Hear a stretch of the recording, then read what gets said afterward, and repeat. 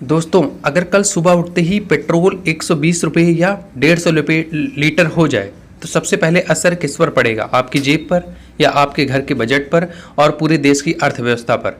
इसी बीच एक बड़ी खबर सामने आई है। रूस ने भारत को भरोसा दिया है कि तेल की सप्लाई जारी रहेगी, लेकिन सवाल यह है कि जब दुनिया में युद्ध का माहौल है, तेल के दाम बढ़ रहे हैं और कई देशों में सप्लाई प्रभावित हो रही है, तब क्या सिर्फ रूस का भरोसा भारत को बचाने के लिए काफ़ी है? आज की इस रिपोर्ट में जानेंगे ईरान क्षेत्र में तनाव का असर है, रूस भारत की दोस्ती, तेल की राजनीति और आखिर आने वाले दिनों में पेट्रोल डीजल के दाम बढ़ेंगे या नहीं। इसलिए वीडियो को आखिरी तक जरूर देखिएगा। दोस्तों, हाल ही में रूस की तरफ से कहा गया है कि भारत की तेल सप्लाई जारी रखने की कोशिश की जाएगी और दोनों देश के ऊर्जा संबंध मजबूत बने रहेंगे। यह बयान ऐसे समय आया है जब पश्चिम एशिया में बढ़ते तनाव की वजह से पूरी दुनिया की नज़र तेल बाजार पर टिकी हुई है।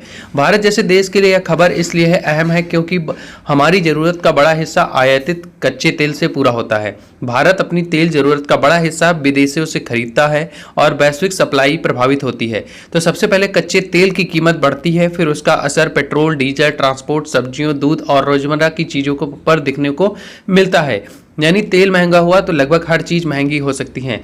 यूक्रेन युद्ध के बाद भारत ने रूस रियासती दरों पर कच्चा तेल खरीदना शुरू कर दिया है। इससे भारत को आयात लागत कम रखने में मदद मिली है। इसी वजह से रूस भारत के प्रमुख तेल आपूर्तिकारियों में मृत्यु हो गई है। अगर पश्चिम एशिया में सप्लाई प्रभावित होती है तो रूस की भूमिका और महत्वपूर्ण हो सकती है। सिर्फ तेल मिल जाना ही काफ़ी नहीं होता, समुद्री रास्ते, शिपिंग, बीमा, अंतर्राष्ट्रीय प्रतिबंध और डॉलर में भुगतान जैसे कई चुनौतियां भी सामने आती हैं। यानी मामला सिर्फ तेल का ही नहीं रह जाता है, पूरे वैश्विक राजनीति और व्यापार का है। विशेषज्ञों का मानना है कि भारत को सिर्फ एक देश पर निर्भर रहने की बजाय कई देशों से तेल खरीदने की रणनीति अपनानी होगी, अन्यथा काफ़ी ज़्यादा समस्याओं का सामना करना पड़ सकता है। इलेक्ट्रिक वाहन हो गया, बायोफ्यूल हो गया और घरेलू ऊर्जा उत्पादन पर भी तेजी से काम करना होगा।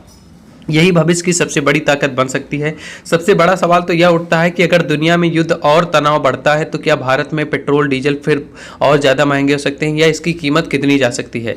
इसका जवाब पूरी तरह इस बात पर निर्भर करेगा कि वैश्विक तेल बाजार किस दिशा में जाता है, सप्लाई कितनी प्रभावित हो रही है, सरकारें क्या फैसला लेती हैं। तो दोस्तों, रूस का भरोसा भारत के लिए राहत की खबर हो सकता है, लेकिन असली चुनौती सिर्फ तेल खरीदने की नहीं बल्कि लंबे समय तक ऊर्जा सुरक्षा बनाए रखने की है। अब आप बताइए कि आपको लगता है कि आने वाले समय में भारत को तेल के लिए रूस और ज़्यादा पर निर्भर होना चाहिए या दूसरे विकल्पों पर बराबर ध्यान देना चाहिए? अपनी राय कमेंट में जरूर बताइएगा। अगर वीडियो पसंद आई हो तो लाइक करें, शेयर करें। ऐसे ही राष्ट्रीय और अंतर्राष्ट्रीय खबरों को जानने के लिए हमारे चैनल को सब्सक्राइब करना बिल्कुल मत भूलिए। मिलते हैं अगले वीडियो में, तब तक के लिए जय हिंद।